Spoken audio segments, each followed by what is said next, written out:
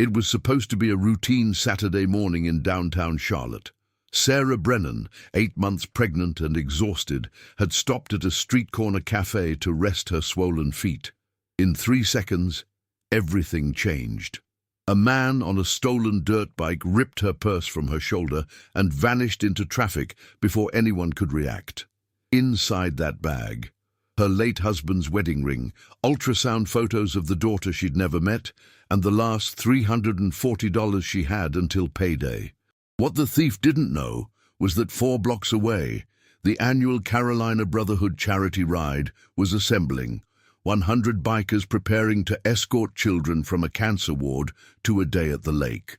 And what he couldn't have predicted was that one of those riders, a man named Dale Hutchins, would hear Sarah's scream through his helmet and recognize it as the same cry his own sister made the night she was attacked 15 years ago. Within 90 seconds, Dale's voice crackled over the convoy radio. Within 3 minutes, every rider knew the description: red dirt bike, black hoodie, silver chain around the neck. And within 7 minutes, a wall of chrome and leather had formed at every major intersection in a 12-block radius. The thief thought he'd disappeared into the city. He had no idea he'd just ridden into a trap set by men who'd spent decades protecting those who couldn't protect themselves. This is the story of a single act of cruelty and the 100 silent promises that answered it. It's about the invisible network of those who ride not for glory, but for others. And it's about what happens when a man who takes what isn't his finally meets a line he cannot cross. If you're ready to see justice served on 2 wheels, stay with us until the end. Sarah Brennan's feet were killing her. 8 months pregnant, swollen ankles stuffed into sneakers that barely fit anymore, she leaned against the brick wall of Mabel's Corner Cafe and closed her eyes. The September sun was warm on her face. For just a moment, she let herself believe everything would be okay. Her daughter was due in 4 weeks. The nursery was almost finished. She'd gotten through the worst of the grief, losing Marcus in that factory accident 18 months ago, and now, finally, she was ready to be a mother alone if she had to be. She adjusted the strap of her canvas shoulder bag. Inside, Marcus's wedding ring on a chain, the ultrasound printouts from every appointment, her phone, her wallet, $340 in cash, every spare cent she'd saved to buy the crib she'd been eyeing at the second-hand store. She opened her eyes and glanced at her watch. 10:47 a.m. She had 15 minutes before her prenatal appointment across town. That's when she heard the engine. It came fast, a high-pitched whine cutting through the Saturday morning traffic. She turned her head just in time to see the dirt bike veer onto the sidewalk, tires screeching. The rider wore a black hoodie pulled low. A silver chain glinted at his throat. Sarah's brain didn't process it fast enough. He grabbed the strap of her bag mid-stride and yanked. The force spun her sideways. She stumbled, one hand shooting out to catch herself against the wall. The other instinctively went to her belly. "No!" But he was already gone. The bike roared back into traffic, weaving between cars, and disappeared around the corner onto Trade Street. Sarah stood there gasping, one hand still pressed to her stomach. Her heart pounded so hard she thought it might wake the baby. Someone touched her shoulder, an older woman with kind eyes. "Honey, are you okay? Should I call someone?" Sarah shook her head. She couldn't speak. Everything that mattered was in that bag. 4 blocks north, Dale Hutchins tightened the strap on his helmet and swung his leg over his nun in Harley Road King. Around him, the parking lot of Mercy Children's Hospital buzzed with the low rumble of 100 motorcycles warming up. The Carolina Brotherhood's annual charity ride. They did it every September, escorted kids from the cancer ward to Lake Norman for a day of fishing, laughter, and forgetting. Dale had been doing it for 12 years, never missed one. He glanced over at Tommy Vega, his riding partner, who was checking his mirrors. "You ready, old man?" Tommy grinned. "I was born ready." Dale smiled, but it didn't quite reach his eyes. He never talked about why he did this ride. Most of the brothers didn't ask. They just knew Dale showed up every year, rain or shine, and rode like his life depended on it. What they didn't know was that his sister, Amy, had spent 6 months in this same hospital when she was 9. Leukemia. She'd survived. But 15 years later, she'd been mugged outside a grocery store in Raleigh. And the trauma from that night had sent her spiraling into depression. She still fought. Dale had made a promise to himself after that. He would never ignore a cry for help again. He pulled his phone from his jacket pocket to check the route one last time when he heard it. A scream, faint, distant, somewhere south. He froze. Tommy didn't hear it. His engine was too loud, but Dale did. It was the same pitch, the same terror. He killed his engine. "Dale," Tommy called. "What's wrong?" Dale held up one hand, listening. Then he heard a second voice, a woman shouting, "Someone stop him! He took her bag!" Dale's jaw tightened. He turned to Tommy. "Get Marcus on the radio.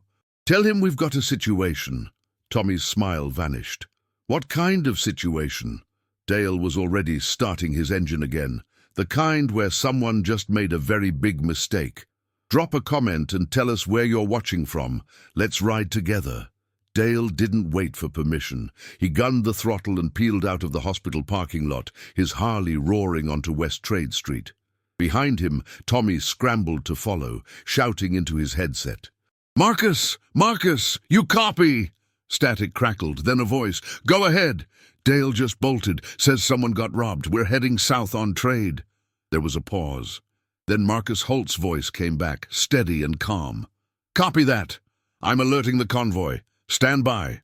Marcus was the ride captain, a former Marine who'd done 2 tours in Kandahar and came home with a prosthetic leg and a new mission: to protect people who couldn't protect themselves. He didn't need to be told twice when something was wrong. Within 60 seconds, Marcus had radioed every rider in the lot. "Listen up.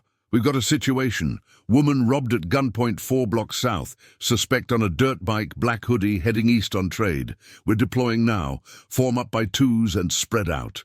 Cover every intersection from here to the highway. If you see him, box him in. Do not engage. Repeat, do not engage. We observe and report. Copy?" A chorus of voices crackled back. "Copy!" 100 engines roared to life. Sarah was still standing on the sidewalk when the old woman pressed a phone into her hand. "Call the police, honey, right now." Sarah nodded numbly and dialed 911. Her hands were shaking so badly she almost dropped the phone. "911, what's your emergency?" I was just robbed. A man on a dirt bike. He took my bag." "Are you injured, Mom?" "No, I'm pregnant. I'm okay, but he took everything." "Can you describe the suspect?" "Black hoodie, silver chain, red dirt bike. He went east on Trade Street." "Officers are on the way. Stay where you are." Sarah handed the phone back and sank onto the curb. She pressed both hands to her face and tried not to cry. That ring was the last piece of Marcus she had. Dale skidded to a stop at the intersection of Trade and Brevard. He scanned the street, eyes moving fast. No dirt bike. Tommy pulled up beside him. "You see anything?" "Not yet." Dale's radio crackled. It was Marcus. "All units, suspect was last seen heading east. We've got riders positioned at every major cross street, from here to Independence. If he's still in the grid, we'll find him." Dale exhaled slowly. He believed it. The Brotherhood wasn't a gang. They weren't vigilantes. They were fathers, veterans, mechanics, teachers, men and women who'd chosen to ride together because they believed in something bigger than themselves. And when one of them called for help, the rest answered. Always. Dale's headset crackled again. This time it was a different voice, Ricky Chen, stationed 2 blocks east. "I've got eyes on a red dirt bike, southbound on Caldwell. Moving fast." Marcus's voice cut in immediately. "Copy. All units, converge on Caldwell. Box formation. Let's close the net." Dale twisted the throttle and shot forward. The thief's name was Jason Leary, though no one knew that yet. He'd been stealing bikes and bags for 3 years.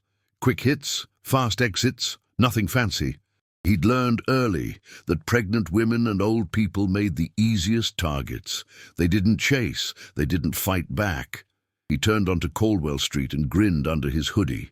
The bag was heavy, probably had a laptop, maybe jewelry.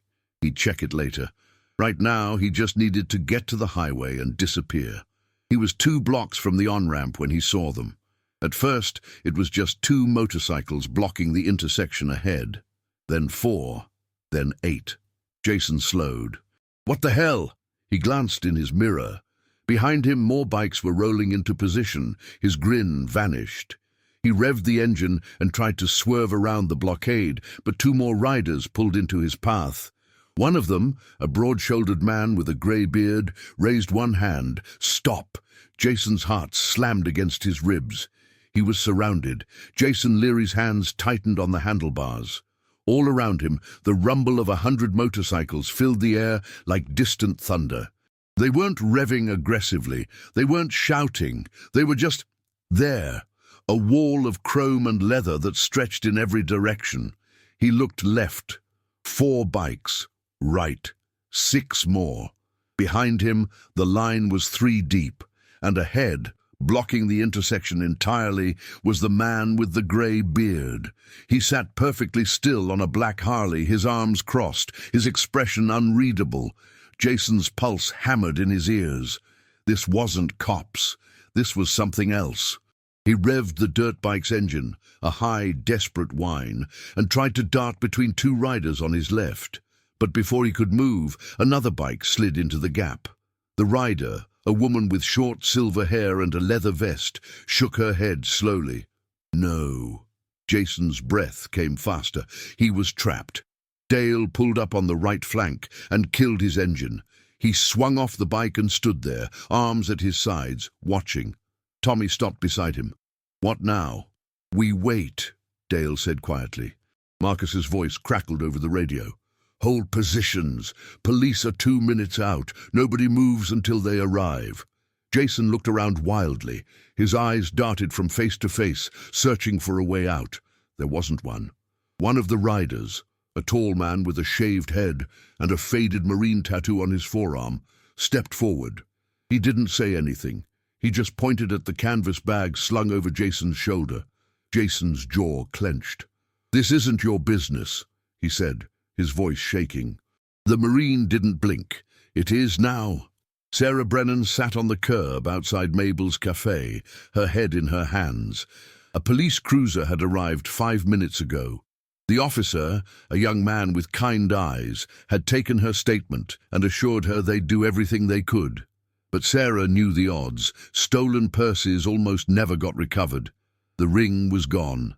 The photos were gone. The money she'd saved for weeks, gone. She pressed her palm to her belly and felt her daughter kick. I'm sorry, baby, she whispered. I'm so sorry. The officer's radio crackled. He held up one finger and stepped away to answer it. When he came back, his expression had changed. Mom, he said carefully, I need you to come with me. Sarah looked up, confused. Why?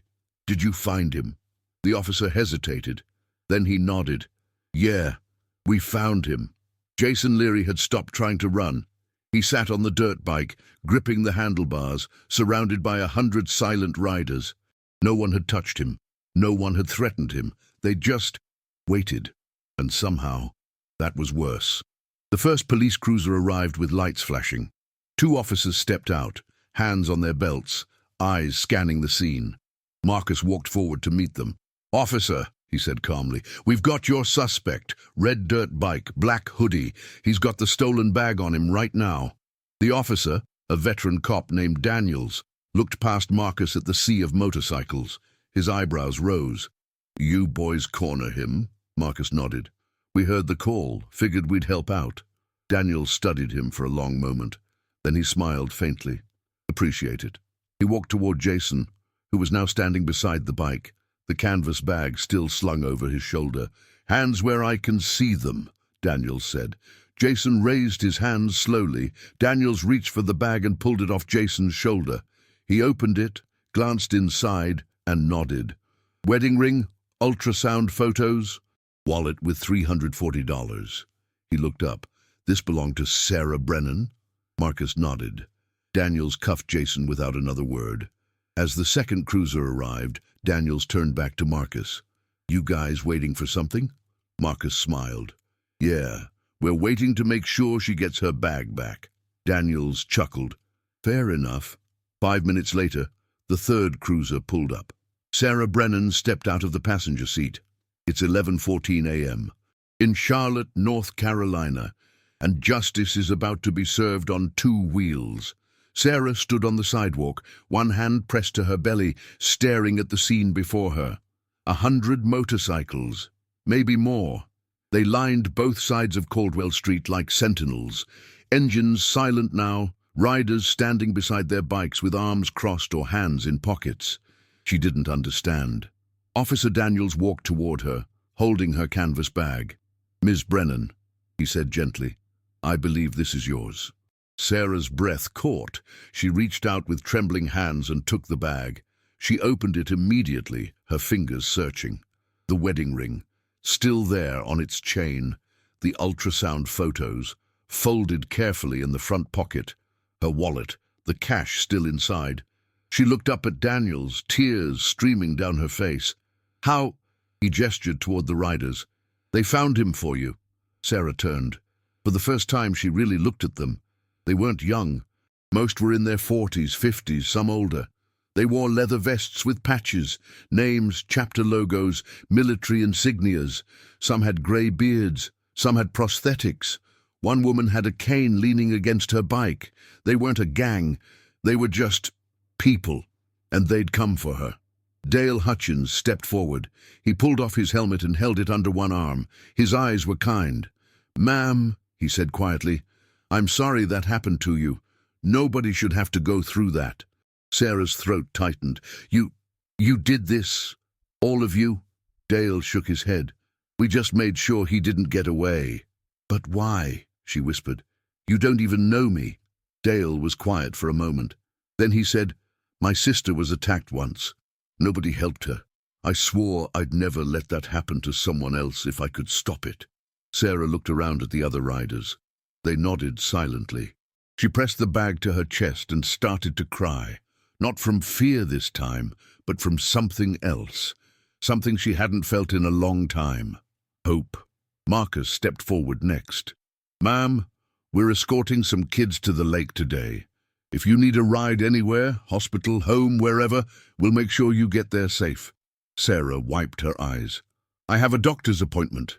Across town. Marcus smiled. Then we'll get you there. Jason Leary sat in the back of the police cruiser, wrists cuffed behind him, staring out the window. He watched as Sarah Brennan clutched her bag and talked to the riders. He watched as they nodded and smiled. He watched as one of them, the woman with the silver hair, gave Sarah a bottle of water and a granola bar he'd stolen from dozens of people, maybe hundreds, but this was the first time he'd seen what happened when someone fought back. Officer Daniels slid into the driver's seat and glanced at Jason in the rearview mirror. You picked the wrong woman to mess with, he said. Jason didn't answer. Daniels started the engine. You know what those riders were doing when you grabbed that bag? Jason stayed silent. They were on their way to take cancer kids to the lake, 100 people giving up their Saturday to make some sick children smile. Daniels shook his head. And you thought you could just take something from a pregnant woman and ride away? Jason stared at his hands. For the first time in 3 years, he felt something he hadn't felt in a long time. Shame. Sarah stood in the middle of Caldwell Street, surrounded by motorcycles, and realized something. She wasn't alone. She'd spent 18 months believing she had to do everything by herself, raise her daughter alone, survive alone, grieve alone. But these strangers, these 100 riders who didn't know her name an hour ago, had shown her something different. There were still people who cared. There were still people who helped. And sometimes all you had to do was scream loud enough for them to hear. Dale walked back to his bike and started the engine. Around him, the other riders did the same. The rumble filled the street. Sarah looked at Marcus. Thank you, she said. All of you. Marcus tipped his head. Just doing what's right, ma'am. He gestured toward the road ahead. Ready to ride? Sarah smiled, the first real smile she'd worn in months. Yeah, she said. I'm ready. The convoy rolled through downtown Charlotte like a river of steel and chrome. Sarah sat in the passenger seat of Officer Daniels's cruiser, her bag clutched in her lap, watching through the window as 100 motorcycles formed a protective ring around the vehicle. They didn't speed, they didn't showboat. They just rode, steady, deliberate, unmistakable. People stopped on the sidewalks to watch. A man in a business suit paused mid-stride, phone forgotten in his hand. A mother lifted her daughter onto her shoulders so the little girl could see. An old veteran in a faded army cap stood at attention and saluted. Sarah pressed her hand to the window glass, overwhelmed. Daniels glanced at her. First time seeing the Brotherhood ride? She nodded. They do this every year, he said. But this is different. They don't usually escort civilians. Why are they doing it for me? Sarah whispered. Daniels smiled. Because you needed it. At the front of the convoy, Dale kept his eyes on the road. His headset crackled. Tommy's voice came through. You okay up there, brother? Dale exhaled slowly. Yeah, I'm good. He wasn't, though. Not really. Every time he looked at Sarah Brennan through the windshield of the cruiser, he saw his sister. He saw the night Amy had come home shaking, her purse gone, her phone smashed, her eyes hollow. He'd driven 6 hours to Raleigh that night, held her while she cried, promised her it would be okay. But it hadn't been okay. Not for a long time. Amy still flinched when someone walked too close behind her. She still checked over her shoulder in parking lots. She still carried pepper spray on her keychain. Trauma didn't just go away because you survived. But maybe, just maybe, if enough people showed up when it mattered, the trauma wouldn't have to be carried alone. Dale's jaw tightened. He'd made the right call today. They arrived at Eastside Women's Health Clinic at 11:52 a.m. The convoy pulled into the parking lot in perfect formation, bikes lining up in rows, engines idling, riders dismounting with practiced ease. Sarah stepped out of the cruiser, still clutching her bag. Marcus walked over. We'll wait out here until you're done. Take your time. Sarah stared at him. You're going to wait? Yes, ma'am. But you have the kids. The lake. You're already late. Marcus smiled. The kids will understand. And we're not leaving until we know you're safe. Sarah's eyes filled with tears again. She didn't trust her voice, so she just nodded.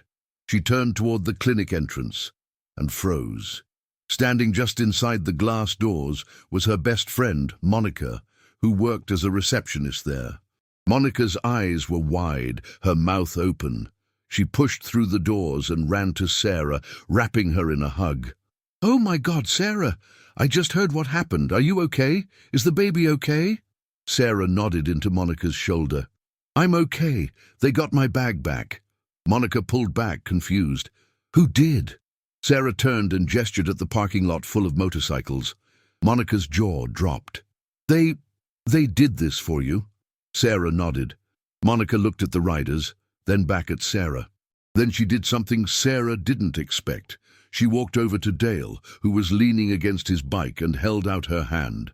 Thank you, she said firmly. Thank you for protecting my friend. Dale shook her hand. Just glad we could help. Monica looked back at Sarah. Go, get checked out. I'll stay with them. Sarah smiled and headed inside. In the waiting room, Sarah sat with her hands folded over her belly. The nurse called her name, and she stood. As she walked down the hall, she realized something. For the first time since Marcus died, she didn't feel like she was facing the world alone. She had a daughter on the way. She had a friend who loved her, and she had 100 strangers who'd proven that honor still existed. Maybe that was enough. Outside, the riders waited. Some leaned against their bikes. Others sat on the curb, drinking water and checking their phones. A few swapped stories about past rides. Tommy walked over to Dale. You think she'll be okay? Dale nodded. Yeah, I think she will. Tommy was quiet for a moment. Then he said, You ever gonna tell me why you do this? Dale looked at him. Do what? This. The charity rides, the random rescues. You show up every time, man. Rain, shine, middle of the night. Why? Dale was silent for a long time. Then he said, because someone has to. Tommy studied him. Then he clapped him on the shoulder. You're a good man, Dale. Dale didn't answer. He just turned his face toward the sun and waited. Sarah sat on the examination table, her feet dangling over the edge, while Dr. Patel pressed the ultrasound wand gently against her belly. The familiar whoosh, whoosh, whoosh of her daughter's heartbeat filled the room. Everything looks perfect, Dr. Patel said, smiling. Strong heartbeat, good positioning. She's right on track. Sarah exhaled, relief flooding through her. Thank God, Doctor. Patel set the wand aside and wiped the gel from Sarah's stomach. You've been through something traumatic today. Are you feeling okay? Any cramping, dizziness? No, I'm okay. Sarah paused. Actually, I feel better than I have in months. Dr. Patel raised an eyebrow. Really? After being robbed? Sarah nodded. Because of what happened after. She told Dr. Patel about the riders, about the convoy, about the 100 people who'd stopped their day to make sure she got her bag back and arrived safely. Dr. Patel listened quietly. When Sarah finished, the doctor smiled. You know, she said, I've been practicing medicine for 20 years, and I've learned that healing isn't just about the body. It's about knowing you're not alone. Sarah looked down at her hands. I've felt so alone since Marcus died. I know. Dr. Patel squeezed her shoulder. But today, you learned something important. There are still people who care, even strangers. Sarah nodded, her throat tight. Your daughter is lucky, Dr. Patel said.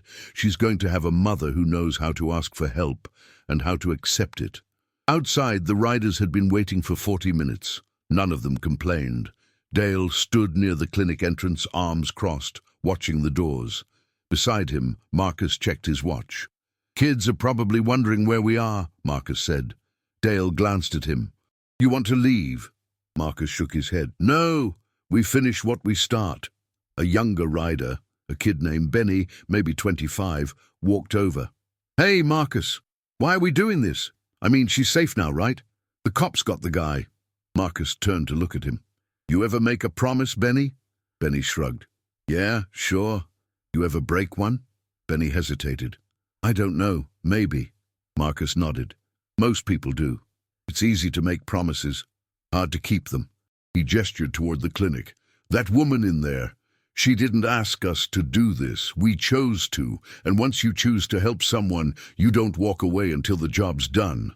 Benny was quiet for a moment. Then he nodded. Yeah. Okay. Marcus clapped him on the shoulder. You'll learn, kid. Inside, Sarah was getting dressed when her phone buzzed. It was a text from Monica. They're still out there, all of them. Sarah's chest tightened. She finished buttoning her shirt, grabbed her bag, and walked back to the waiting room. Monica stood and hugged her immediately. How's the baby? Perfect. Sarah smiled. Everything's perfect. Monica pulled back. Good. Now come on. You've got a convoy waiting for you. They walked outside together. The moment Sarah stepped through the glass doors, every rider turned to look at her. Dale straightened. Everything okay? Sarah nodded, her voice shaking. Yeah, everything's okay. Marcus stepped forward. Where to now, Mom? Home? Sarah hesitated. Then she said, Actually, can I ask you something? Of course. The kids you were taking to the lake, are they still waiting? Marcus smiled. They can wait a little longer if you need something. Sarah shook her head. No, I mean, can I come with you? Marcus blinked, surprised. To the lake? Yeah. Sarah looked around at the riders. You all gave up your day to help me. The least I can do is spend it giving back. Dale grinned. You sure you're up for it? Sarah nodded firmly. I'm sure. Marcus looked at Dale, who nodded. All right, Marcus said. Let's ride. If this story is hitting you right in the feels, hit that like button and let us know. The convoy arrived at Mercy Children's Hospital just after 1 p.m. The parking lot was still full of parents, nurses, and volunteers waiting patiently. When the 100 motorcycles rolled in, a cheer went up from the crowd. 15 children, ages 6 to 14, all patients in the oncology ward, stood near the entrance, their eyes wide. One little boy, no more than 7, tugged on his mother's sleeve. "Mom, look at all the bikes!" His mother smiled through tears. Marcus cut his engine and dismounted. He walked over to the hospital administrator, a woman named Dr. Carlson, who was grinning. "Thought you boys got lost," she said. Marcus smiled. "Had to make a detour, but we're here now." Dr. Carlson nodded. Then her eyes landed on Sarah, who was standing near Officer Daniels's cruiser, looking uncertain. "Who's this?" Dr. Carlson asked. "Long story," Marcus said, "but she's riding with us today." Dr. Carlson studied Sarah for a moment. Then she walked over and extended her hand. "I'm Dr. Carlson. Welcome." Sarah shook her hand. "Sarah Brennan. I hope it's okay that I'm here." Dr. Carlson smiled. "Honey, anyone the Brotherhood brings is welcome." She turned to the waiting children. "All right, everyone, it's time to ride." The kids erupted in cheers. Each child was paired with an experienced rider, someone who'd done this before, who knew how to keep them safe and make them smile. Dale was assigned a 10-year-old girl named Emma. She had a bright pink bandana covering her head where chemotherapy had stolen her hair, but her eyes sparkled with excitement. "You ready?" Dale asked, kneeling down to her level. Emma nodded eagerly. "Is it scary?" Dale smiled. "Not even a little. I'll take care of you." He helped her onto the back of his bike and made sure her helmet was secure. Then he looked back at her. "Hold on tight, okay?" "Okay!" Dale started the engine, and Emma squealed with delight. Around them, the other children were climbing onto bikes, their faces lit with joy. Sarah stood near the edge of the lot, watching. Monica had driven over separately and now stood beside her. "You okay?" Sarah nodded, tears streaming down her face. "Yeah, I don't know how to explain it." Monica squeezed her hand. "You don't have to." The convoy rolled out slowly, carefully, with the children holding on tight. They rode through the city with lights flashing and horns honking, not aggressively, but joyfully, a celebration. People on the sidewalks waved, cars pulled over to let them pass. An old man in a diner stood and saluted as they rode by. Emma squealed every time Dale accelerated, her laughter ringing out like music. In the cruiser, Sarah watched through the window. Her hand pressed to her belly. She realized something in that moment.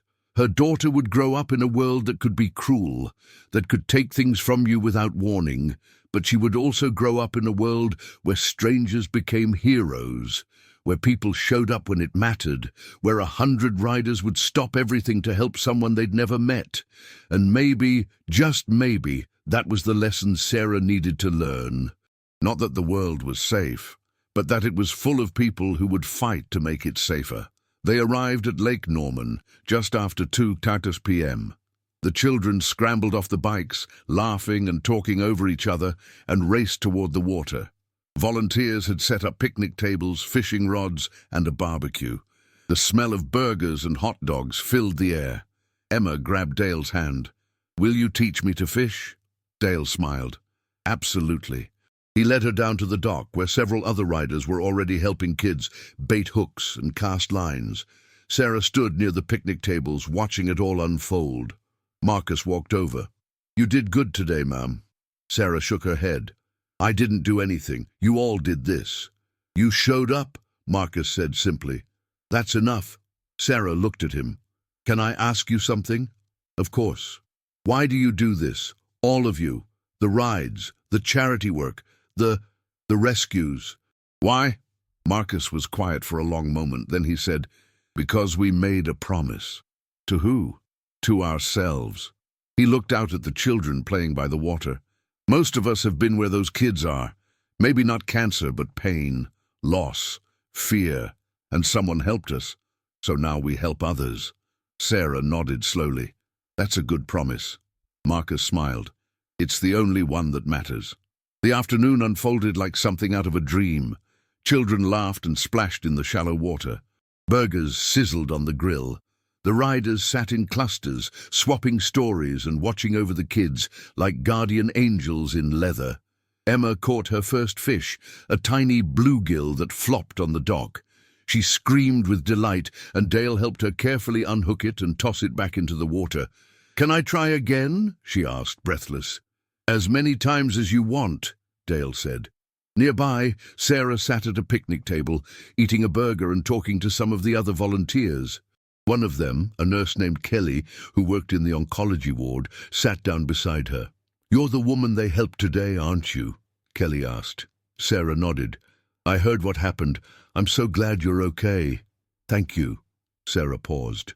"Can I ask you something? How do the kids handle all this? The treatments, the fear. How do they keep smiling?" Kelly looked out at the children playing by the water.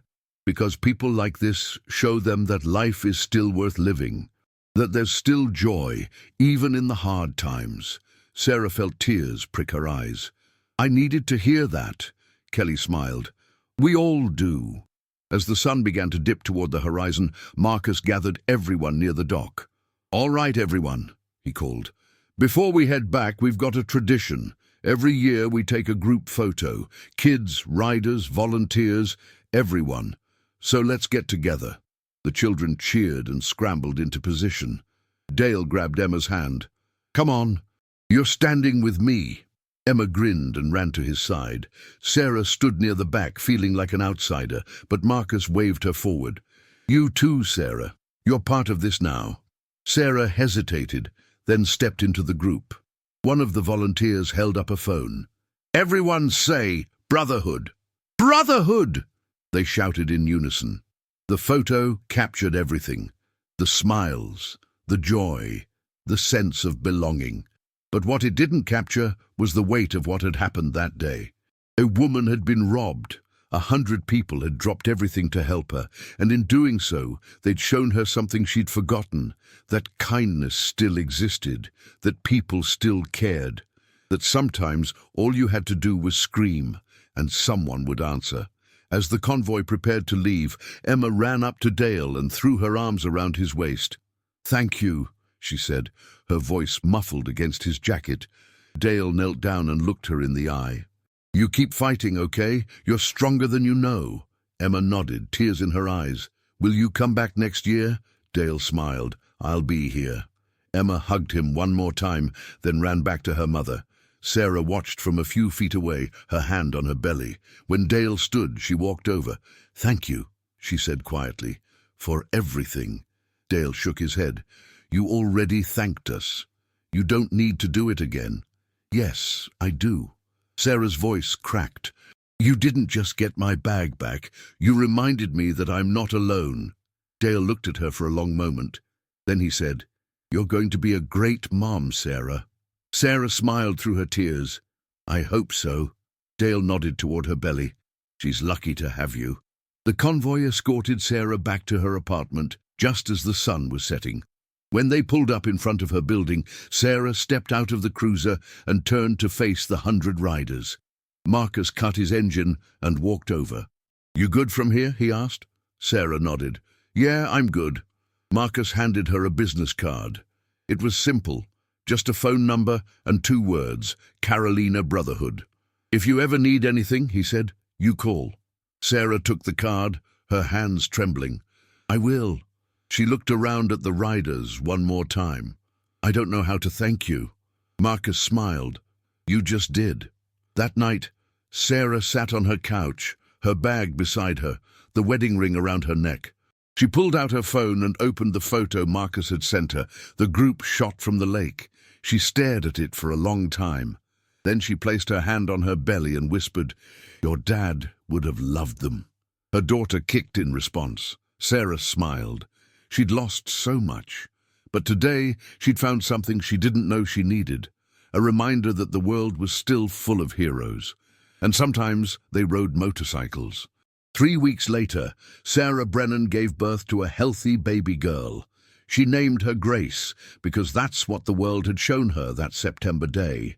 Grace in the midst of fear, grace in the hands of strangers, Grace in the roar of 100 engines. Monica was there in the delivery room, holding Sarah's hand, and when Grace was born, Sarah held her close and whispered, "You're going to grow up knowing that people are good, I promise." 2 days after Grace was born, Sarah received a package at the hospital. Inside was a tiny leather jacket, child-sized, with a patch on the back that read, "Honorary Brotherhood member." There was a note attached. For Grace. "Welcome to the family." The Carolina Brotherhood. Sarah cried for 10 minutes straight. 6 months later, on a warm March afternoon, Sarah pushed Grace's stroller down Trade Street. She stopped outside Mabel's Corner Cafe, the same spot where it had all happened. The brick wall, the sidewalk, the place where a man on a dirt bike had stolen everything that mattered. But standing there now, Sarah didn't feel fear. She felt grateful. She knelt down beside the stroller and adjusted Grace's blanket. The baby cooed, her tiny hand reaching up toward the sunlight. "This is where it happened, baby girl," Sarah whispered. "This is where I learned what real strength looks like." She stood and looked down the street, remembering the sound of 100 motorcycles converging. The wall of chrome and leather. The silent promise that she wasn't alone. That evening, Sarah received a text from Marcus. "Annual ride is next Saturday.